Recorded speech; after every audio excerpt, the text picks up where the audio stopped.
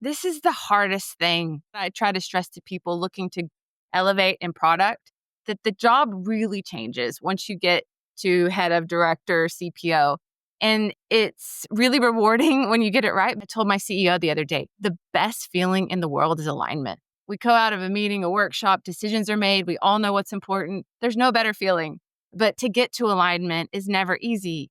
And, it's not for the faint of heart, and it's a muscle you need to develop.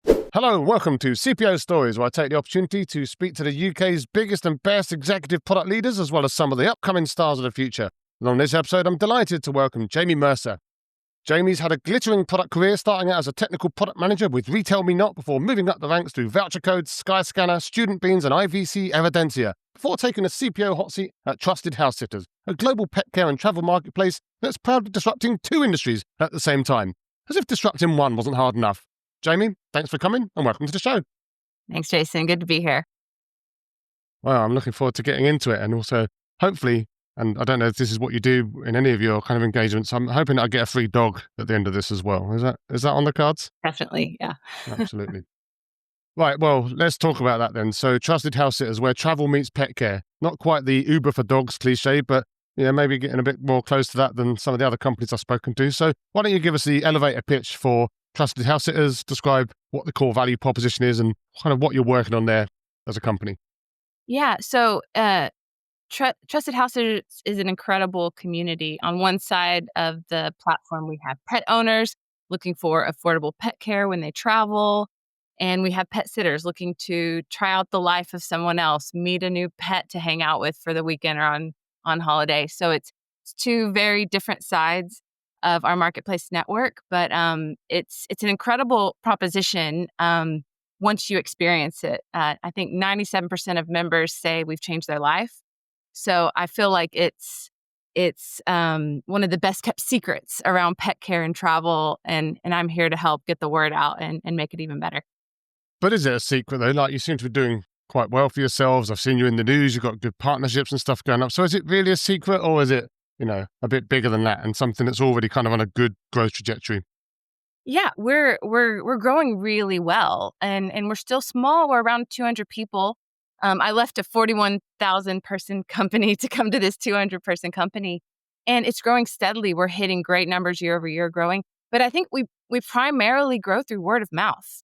I think 75% of our members say they heard about us from our friend, which is an incredible thing and one of the reasons I joined. But my job is, how do we scale that? How do we amplify that? How do we get the word out and make more incredible experiences that people want to rave about to their friends and neighbors? No, absolutely. And I guess one of the benefits of what you do and kind of the problem that you solve is that lots of people, majority of people love animals one way or another, right? So, and lots of people love travel as well. So it's kind of this idea that you kind of pull on the emotional heartstrings of people as well. It's the sort of thing that people would recommend. I was looking at the website thinking, yeah, maybe I should sign up for that because, I want a dog and I'm not allowed a dog yet. So thinking maybe I should go and borrow someone else's for a little bit. So, maybe I'll sign up after this.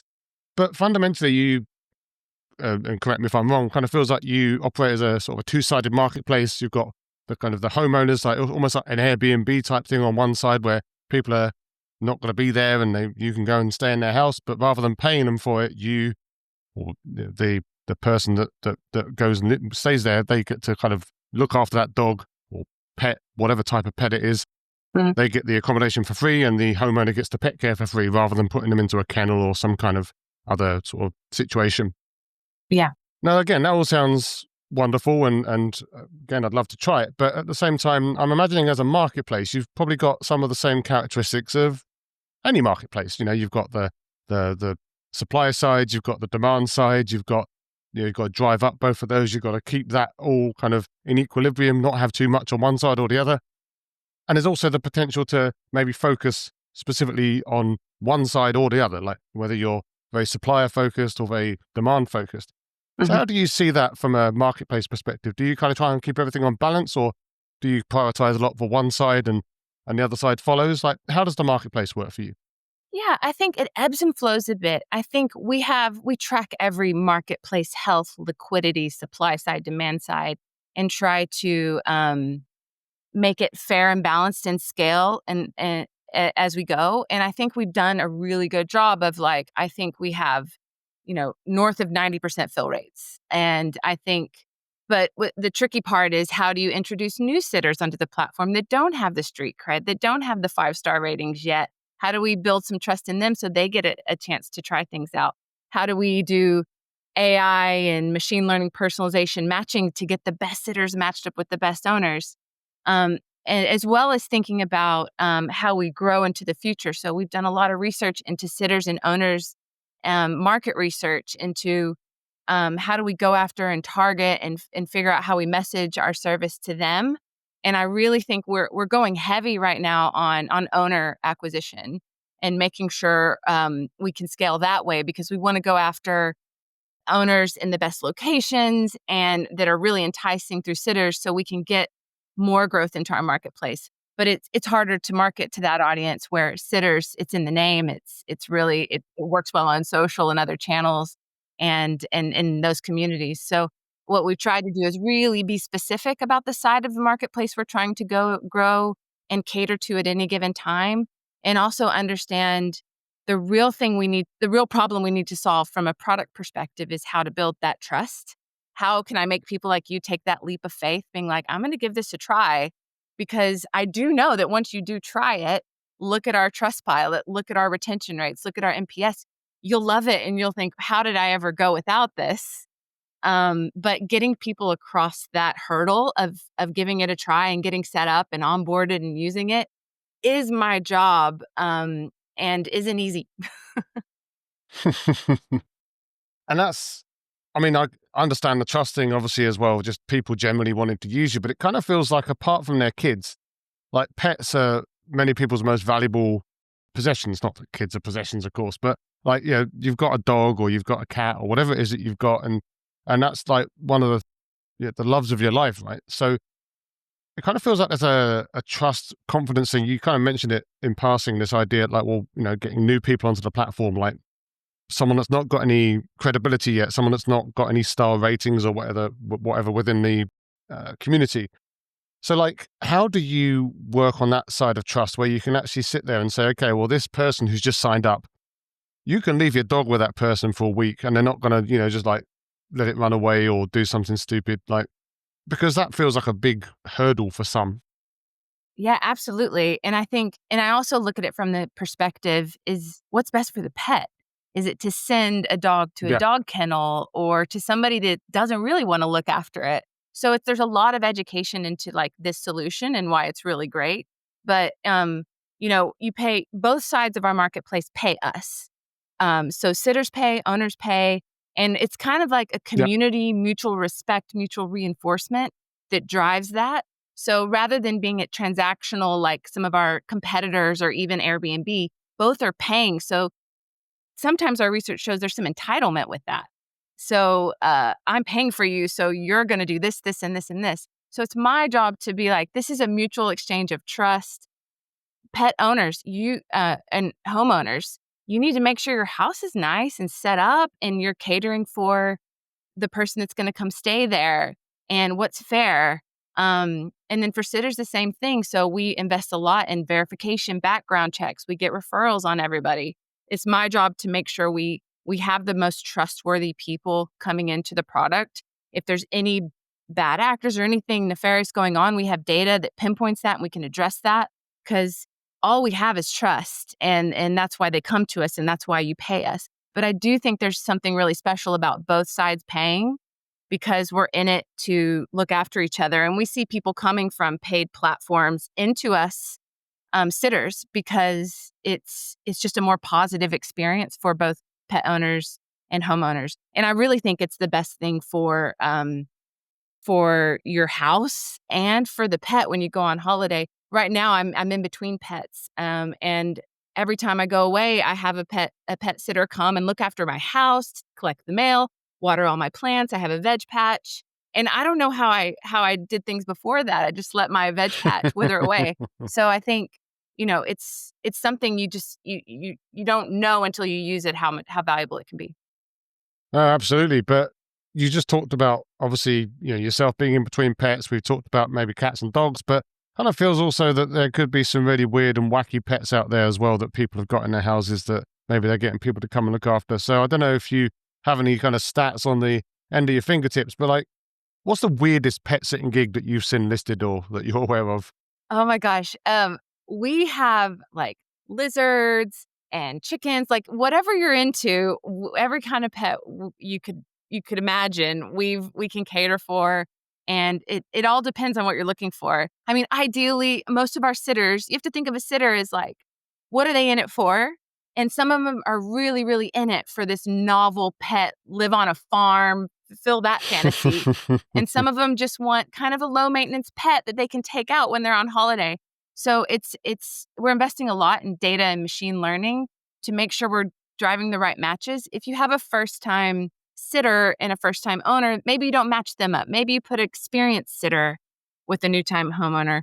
If you have a pet that needs medical attention or special needs, you match them with a really experienced sitter that's been there, done that, that knows the species. So we try to make their profiles pop. We try to make sure that we can highlight what they're best at and bring all that data into our algorithm that personalizes and matches people up. No, absolutely. I guess one of the things though there with what you're talking about and maybe some of the kind of international flavor that you have, because I know that it's not just a UK thing, like you've got people all the way around the world, you're operating all over the place. And like the further away you get from maybe your own comfort zone, maybe the wackier the pets you might expect to meet. Like, I don't know, like whether you get to kind of look after, alpacas and llamas and, bears, those would be the kind of pets that I'd be very interested in sort of checking out on the platform rather than, yeah, dogs are cute, right? But once you've sat for 10 dogs, you kind of want to up your game, right? That's almost like, it almost feels like it could be a gamification play, like Duolingo, like just sit there and like just get more and more weird pets or, like outlandish pets. But I don't know if that's an Yeah. OKR for this year or something that you want to come back to Yeah. at I some mean, I point. see us kind of like, I compare a lot of what we do to a dating site. Get a good match, Yeah. like who, not everybody's going to want to look after an alpaca, but we do have places that have those. But that we set everybody up for success. So we're not, Yeah. we enable we're investing a lot in video calling and communication and making sure our app really connects people to set expectations and prompt them to ask the right questions. So I, as a new homeowner, know like how to leave my house and how to leave instructions for each animal that needs care, so that everybody comes away with our goal of like a 5-star sit every time. No, absolutely. But we've talked a lot about travel as well. Like, and I'm thinking, because again, I kind of want a dog and I'm not allowed one. So I, every now and then kind of Google around and try and find someone that let me play with their dog for an afternoon or something, or, become a dog walker or all of those things that you can do. But of course, there are a lot of that type of thing specifically around sort of, especially dogs within the UK where I am based and where you're based as well, just down the road as it turns out. But obviously with the international thing as well, there's this kind of this chance to travel all around the world and get the same benefit. So do you see your core value proposition as being quite international? Like that's actually where the majority of the usage comes from? Or is there a lot of kind of local sort of just doing it for dog sitting in your local area type thing as well? Yeah, I think there's a bit of both because some people are in it for different reasons. Like our headquarters is in Brighton, and a lot of our staff just want to go and like stay in a really nice house on the beach or in town. They live rurally. So, and I also think we try to educate people for your first sit to get some street cred, try something local, go visit the homeowner before you become like a full-time cat sitter. So I think there's different sitters and owners that match up in different ways, but I think our unique value proposition and what we do enable is kind of this global travel the world experience.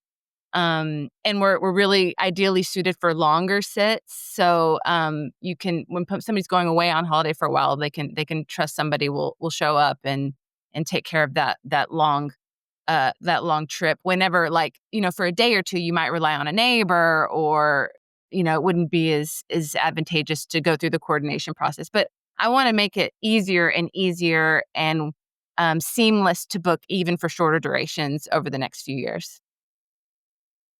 No, absolutely. But you talked about it a little bit earlier, like data and AI. And obviously, everyone's talking about AI these days. Some people far too much, but yeah, let's give them the benefit of the doubt. But there's a lot of AI talk going on. You talked a lot about matching and the algorithms that you use to kind of connect people up, which, yeah, in some ways kind of feels like old AI these days, even though obviously in your case, it's probably incredibly advantageous and I'm sure it's very advanced.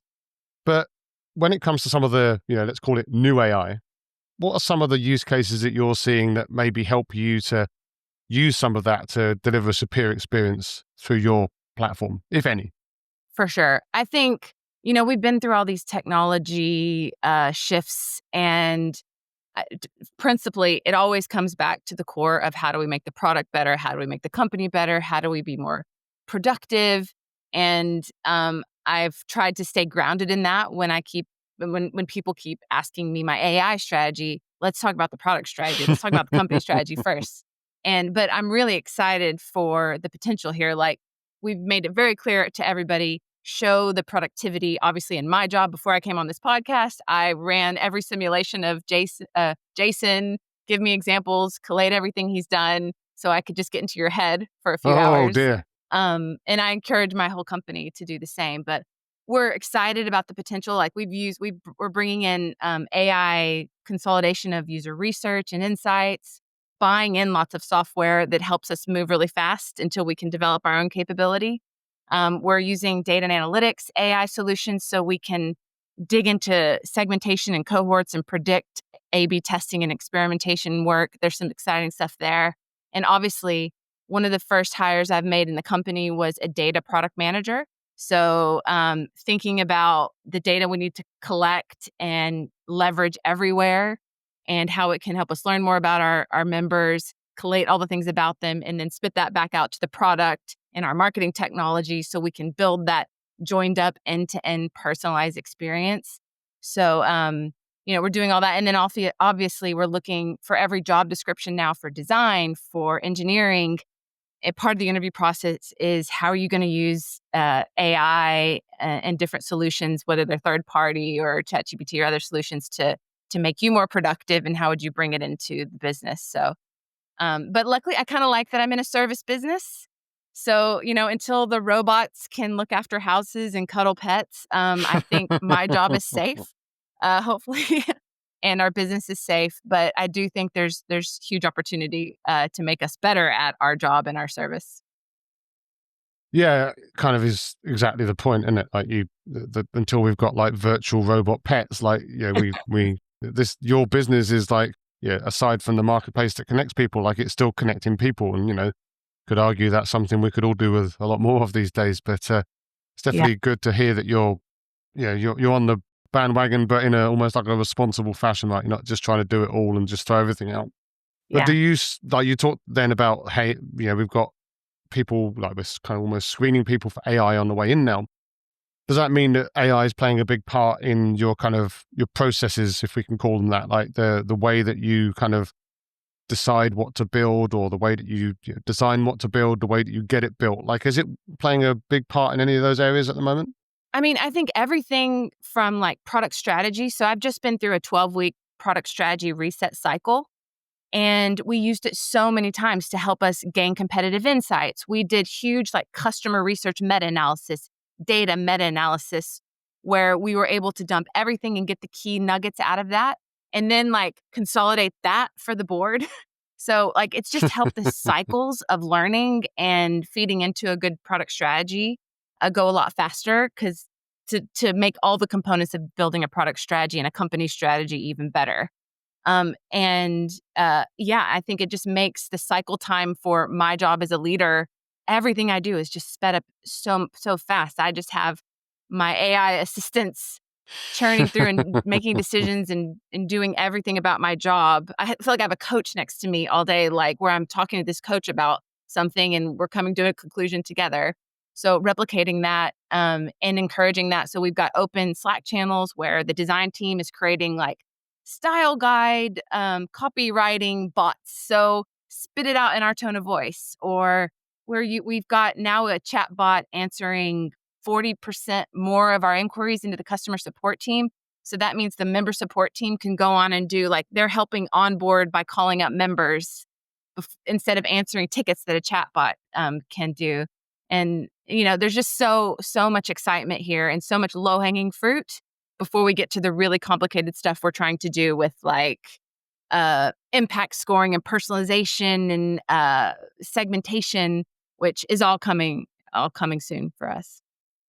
Watch this space, right? But, we talked a little bit about the team, so it's probably a good time to kind of segue into product management and the product management team that you've got there. Obviously, you've got responsibility for them. I don't know if you've got responsibility for other functions, like you kind of mentioned design, for example, but how many teams have you got under you? How big are they? How are you set up? I mean, kind of give me a quick walkthrough of what product looks like at Trusted Housesitters.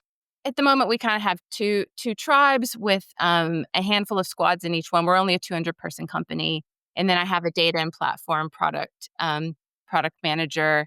And I've been what I've tried to do really purposefully here is keep my org really flat. So I have held off with heads of product for probably a little bit too long, but I thought it was the right thing to do for me to get personally involved, really in depth into the details and the weeds, and hire very senior, experienced, commercially driven product people. And I come from like this American, I don't know if it's American, but it's what I remember from doing product in America, where the product managers and leaders are very commercial. They're like Yeah. GMs. They can really drive strategy, commercial performance, and develop their own product strategy. So try to really get that breed of product leader into the org, and also invest. So instead of hierarchy and product, I've invested a lot in product operations and product marketing. So how do we enable them with insights? How do we be consistent? How do our roadmaps look the same? How do we do strategy? So having product ops in is huge to help with that, and product marketing. So do we have these feedback loops with what we're shipping? Do we have a go to market? Are we really, really tight with marketing and consistent? And then also building like a really great relationship with marketing. So I kind of have seen companies where the squads are so separate and product and marketing is so separate. So I Yep. really pride myself on like bringing it all together. It's all about the customer.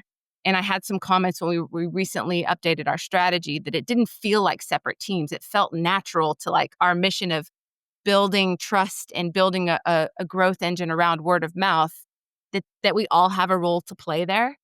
But now I'm at the tipping point, and I'll be hiring product directors really soon, because there's just too much on me right now, and it's not doing the company a service to be a hero. Well, yeah, heroism doesn't scale, right? But I think there's an interesting point around the commercial nature of product management, because I think that that's in some ways, and there's a lot of people talk about this these days, but in some ways it kind of feels like it kind of got lost along the way as product management grew. And I'm sure you've seen it when you've been looking out to hire people. I've seen it when I've been looking to hire people as well. Like, there are some decent enough people out there that are very delivery focused, or maybe in some cases very almost what I might call book focused, kind of idealistic product managers. But there seems to be this kind of gap sometimes with the kind of some of the financial acumen, the Hmm. business acumen, and exactly to your point, like I've walked into companies before where you sit in a meeting with product marketing and the product team and product management team, and it becomes very clear very quickly that they barely ever spoken to each other. It's like, Yeah. well, how on earth does that happen? Like, these people should be working really closely together. So do you feel that commercial product management acumen, business acumen, I know you say that do you want it yourself, but do you feel that it's kind of lacking in the market these days? Or do you think that it's getting better and that you're seeing more candidates that have it? I've worked for VC, scale up, unicorns, digital transformations, founder led. I've seen different shapes and sizes across Europe and America. And I do think it's kind of a missing piece that I often have to coach and bring in. And when I find a product manager that is really commercial, it's so fantastic. But I think it's my job, or when I come into a company, is to make sure the product strategy and the company strategy are so intertwined, and we really understand our growth in a way that by solving customer problems, we will drive commercial outcomes. And going through that stakeholder management process and building a strategy that's derived in customer but is commercially successful is such a huge component of setting my teams up for success, and also hiring and empowering the right people to own those different spaces. But so like there is a trade-off as well. So I've made the mistake of going too far, of having product own too many really lagging metrics like revenue, that, Yep. they'll get distracted and forget about, actually, we're trying to build a great product experience end to end. But if we're too commercial, we lose sight of that, or we're always looking for short-term paybacks on a lagging metric. So I see it as my job to build a strategy that acknowledges the short-term commercial benefits, but also things that are higher risk or medium term, or, that aren't obviously gonna drive a commercial number, but we have a spread of bets. But yeah, it's it's the way to drive that alignment across teams, because then we're all going for the same goals and have the right leading indicators and the right alignment. But yeah, that's a bit of my experience there. Yeah, and I guess, I mean, you used the word empowered just now, and obviously that's to some extent a bit of a buzzword in product management these days. Although, of course, the principles behind it are definitely powerful ones that I believe in. But there is this kind of idea that there's this kind of spectrum of product people, all from the kind of the Marty Kagan classic, 20 principles, transformed, empowered, inspired side, and then you've got like the worst in the world kind of delivery management, feature factory type people over the other side, and kind of every sort of step in between. And you talked a little bit about empowerment then and how you're trying to push for that. So would you see yourself and your teams as kind of over towards the more empowered kind of book side of things with a bit of a commercial edge on the edge? Or do you feel that that's a journey that you're on? You talked about transformations as well. Like, how do you see your teams, and be interesting if they would agree, but like, how would you see your teams at the moment, and the kind of the empowerment that you have managed to give them? Yeah. I think I'm at the far end of the Marty Kagan spectrum. Like, I'm there. That is how I want to do things. I'm never going to tell anybody what to build or how to build it, or what to do, because they're closer to their domain, they're closer to the customer. So I strive for like great empowerment, domain ownership, but that comes with a lot of coaching around working across teams, working end to Yep. end, working with commercial and marketing partners. So, and also setting teams up for success for the right level of empowerment. Like, I've made the mistake of giving them too big of a box to play in, and that's not going to set them up for success. So, what what ownership and leadership do I bring, and then what do I give them to clearly run with and go with? But they need to. That comes with a lot of responsibility and a different type of leader, that isn't just with their nuclear squad building stuff. The product's job in that squad, where they're really empowered, is to keep everybody connected, aligned, make it about the customer. But it's a delicate balance of how much autonomy and problem area you give teams to make sure they're successful and aren't like too empowered and run away and lose sight of everybody else in the rest of the business. But you've talked a few times about the need to coach, and of course that, you know, a lot of people believe that. I don't think everyone necessarily gets it in their, in their roles. Not all leaders have time to do it.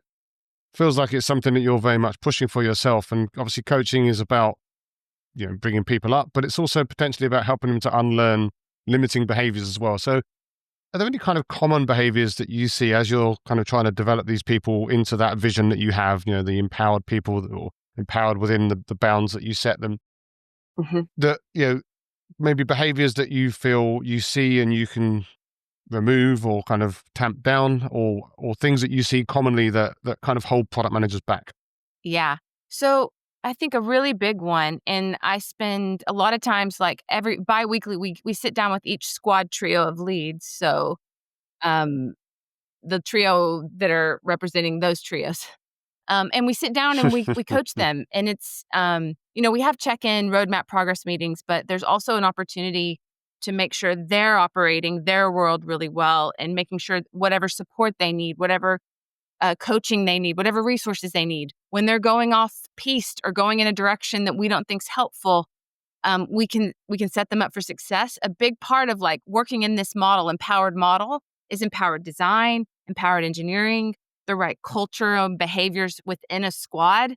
So for a product manager to go up and be strategic and think about commercial trading, to be out there, the face, bringing things to market, working across teams, they've got to have a rock solid squad that can pick up the slack, that can make decisions when they're not there, So I work really closely with everyone in and around the squad to make sure they know expectations and that we have an empowered set of leaders to drive that. Also, my job is to make sure all the stakeholders, all the exec team, all the board are on the same page as Yeah. well, and like creating headroom and understanding of what you can get out of this product development teams, how we want to operate, how we sign up at a board level to drive outcomes.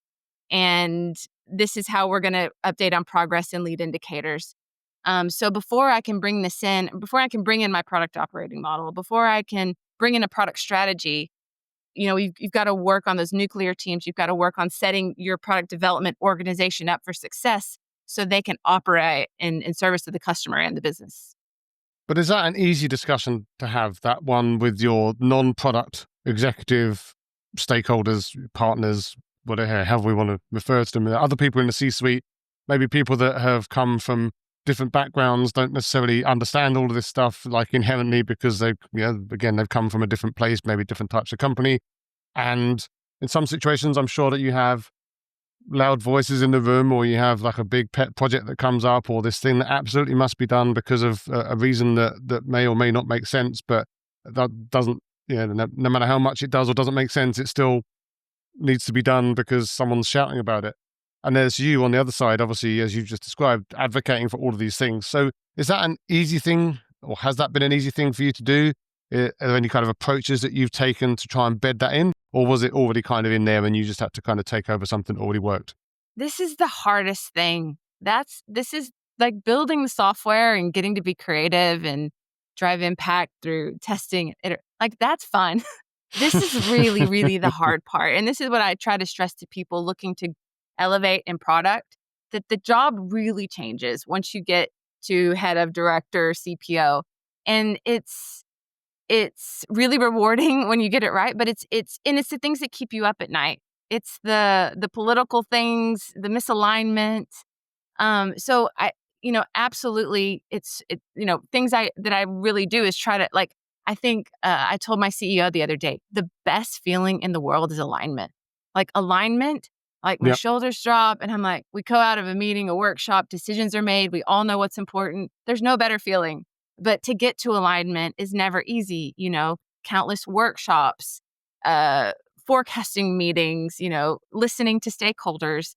And, it's not for the faint of heart. But it's a muscle you need to develop. So I've spent years figuring this out, how to listen to people, how to understand their perspective, how to advocate for product, how to draw out what are the problem you're trying to solve, bring them into a design sprint so they see, oh, we can design something, and that's a better way to look at problem solving.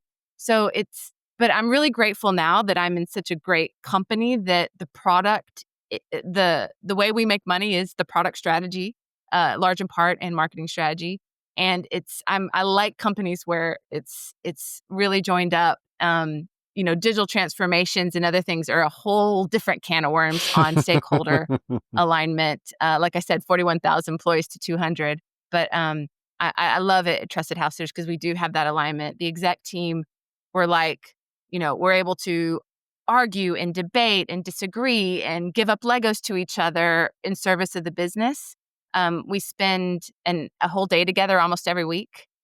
It's waning a bit as we scale, but I think I see like the exec team is like the parents. And if they're not getting along, the household's not going to get along. And if you can't have healthy debate and argue and hear each other, the company's not going to succeed. So I think getting that team really aligned is the best feeling when it happens.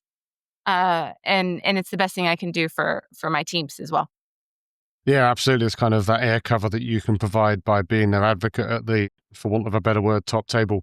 But you talked a bit about how the job changes. And this actually is a question that's come through from one of your team anonymously. I have no idea who they are. So if they're listening, this is one of your questions. But it kind of touches on that thing about, well, it all changes. And of course, with change comes potential discomfort and occasionally surprises, because maybe you didn't expect it to change like that. So when you became a CPO, and I know that you didn't become one here, you've had other leadership roles at other organizations, but when you first kind of stepped into that C-suite, going to the executive washroom and all of that stuff, what was the biggest surprise, that you kind of something you weren't expecting?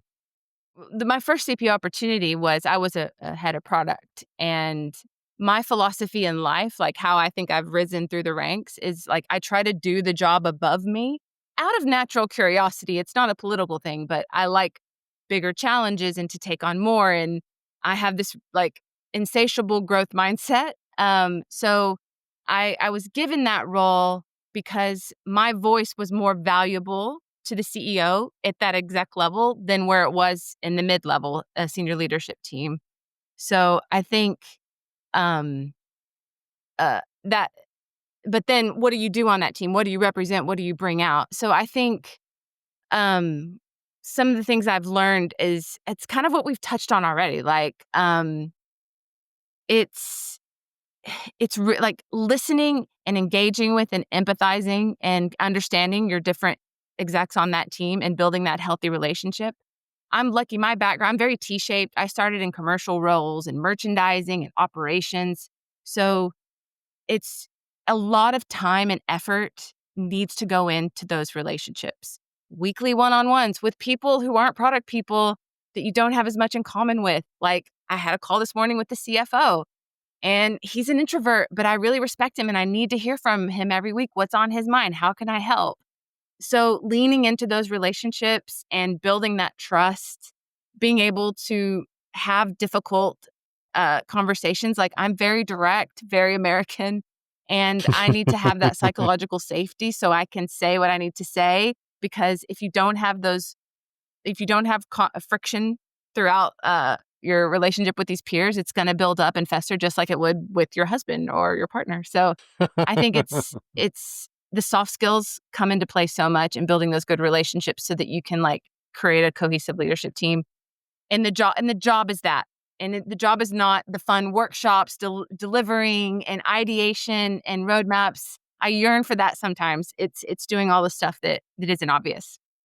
Well, you say you yearn for it, and obviously that is something that as people move into leadership, there's always the time when you're doing the fun stuff, right? And there's also this narrative these days, especially in the kind of the world of AI, that we should all go back to being super individual contributors, and we don't need leaders anymore. And AI can cover all those other bits. You kind of touched on that a little bit earlier yourself with some of the things that you use it for. But this idea that maybe we can all kind of bounce back. But on the other hand, I know people that have done that have been senior leaders that have then gone back to trying to, get back on the tools, as it were, and they actually got incredibly frustrated. So do you think that leadership is still alive and kicking? Absolutely. I think the skills of product management, I think I saw an interview with Sam Altman the other day, and he's like, we need soft skills. We need leadership, humanities, arts, systems thinkers, creative people. Uh, in this future, which we don't know where it's going to end up. But I think leadership skills are, there's still going to be people running companies and making decisions and getting people to work together to tell the bots what to do. So I think the skills you develop in product, especially if you're really T-shaped and curious about different domains, absolutely there's a future. So I'm optimistic for now. For now, for now. For now. Yeah. We'll check back in a few months. Yeah. Another question from your team. I don't know if there's a specific story behind this one, but how important do you find motivation and team morale compared to the team's impact on KPIs? I mean, it's like there's skill and will and impact, and it's so important to make sure people show up and want to work hard, and that you hire people with a growth mindset that want to get better and solve new problems and stay motivated.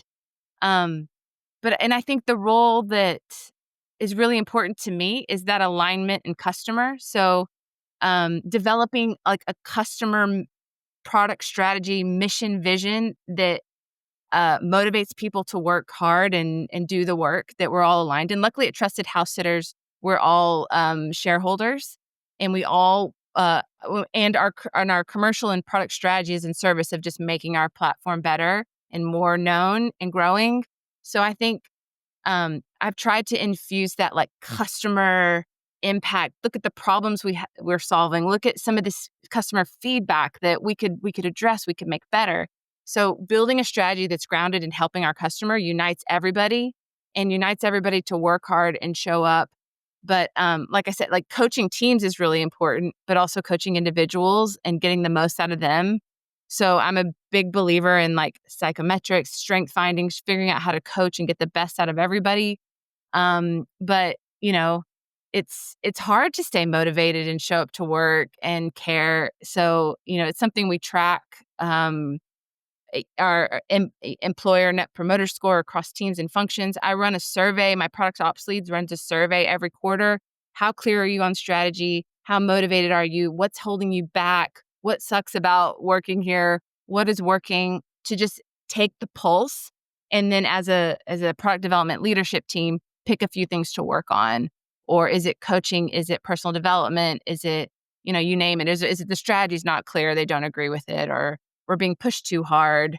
I've had some teams say like we're pushing too hard on some stuff we're doing about pricing, and we need to back off and give them some space. So just creating that back and forth communication. And like I said, we have squad health checks every 2 weeks. So like from the squad leads, how's morale? How's team health? How are you doing? Those are just some of the ways we keep an eye on that. But it's hard to keep the balance right. Yeah, but it also feels like, and again, I'm sure it's different days of the week and different weeks of the year, but like almost motivation and team morale and team's impact on KPIs, they don't necessarily feel mutually exclusive. I mean, they obviously could be when times are really hard, or if you're kind of going for like a really big deadline or something and everyone's kind of working to the bone. But yeah, there should be, and I don't want to philosophize too much, but there should almost be a kind of an impact on their motivation and morale, because they are impacting on the KPIs in theory, as long as they agree with the KPIs, which goes back to the empowerment. So I guess it all kind of rolls up into a ball, right? For sure. Well, there's a few lightning questions I like to wrap up with, just to let people get to know you. But I'm actually going to start the lightning round with one final question from your team, because it kind of feels a bit lightning-y. Mm-hmm. Toughest decision that you've made as a CPO? Toughest decision. I think there's a few times in my career where we've had to abandon a ton of progress, like kill an app, kill a project that was 6 months in.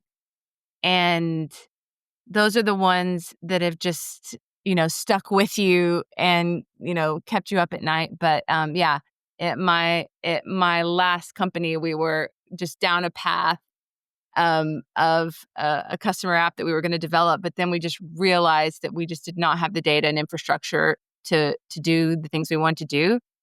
And the best thing I could do for the business was to kill 6 months of work, and those suck. Yeah, so kind of sunk cost bias as well, and the fact that, well, we've spent so much time on it and it felt like it was the right idea at the time, but at the same Yeah. time, exactly as you say, sometimes you've got to To realize take what that you can learn from it, and so you can get better next time to foresee those things. Yeah. 100%. First app you check in the morning? Ooh, definitely my calendar. I'm calendar. I have twin 6-year-olds and a busy schedule and a husband that we're always fighting over who does drop off and pick off. So like, where's my head at for the day, and what do I need to do when, where, and how? So yeah, not that exciting, but yeah. No, but it's very, very pragmatic and practical. So, I guess that's definitely, as I can't even imagine. I've got 2 kids, but they're older than yours and they're not twins. I can't even imagine having 2 of the same age at the same time. It just starts to send shivers up my spine, or it would if it wasn't so warm. Most important trait in a product manager? To me, growth mindset. Like, you've got to be upskilling, trying things, getting out of your comfort zone, doing things that are uncomfortable in service of the business and the customer and the product, overcompensating for other functions that aren't ready to help you. So you just got to always get better and learn new things, or you'll stagnate. Yeah. Well, you described yourself as very far on the kind of the Kagan side of the scale. So apart from his books, what's your favorite tech or product management book? Oh, you know, oh God, that's really tough. That's really tough because there's so many books and so many different things. But one of the biggest books, it's How to Win Friends and Influence People by Dale Carnegie. It's like Yep. 1980s businessman speak. But I read that at a really important time in my career when I was stepping up into product leadership and having to learn how to talk to developers full time and connect with people and stakeholders. And I think some of the principles in that book made me a better leader, made me a better collaborator, and like a better person to just be curious about others and engage and listen more. And I try to reflect on that and, uh, you know, keep some of those practices alive. But that's like really old school. Yeah. Yeah, well, some of the language and the examples in there may be slightly old-fashioned, but the rules are the same. Like people are still people. Yeah. Okay, final one. If you had to start your career over, what would you do differently? I I I was pretty much a generalist, and I would have developed more specialism in something. So I studied business and Spanish and did an MBA, but like just having some hard skills really deep in one domain, it doesn't even have to be technology related. I think I would have loved to study psychology or something that I could just really sink my teeth into, but that's knowing what I know now. I don't know if it's the chicken or the egg that got me where I am now. But yeah, that's one thing I can think of. Well, if I'd have known that you spoke Spanish properly, then we could have done this entire interview in Spanish and opened up an entire new market. We'll get ChatGPT to translate it for us and make our voices. They've got things that can like make your eyes and mouth move differently now. So it's just so strange. Actually, final question: why should product people come and work for Trusted House Sitters?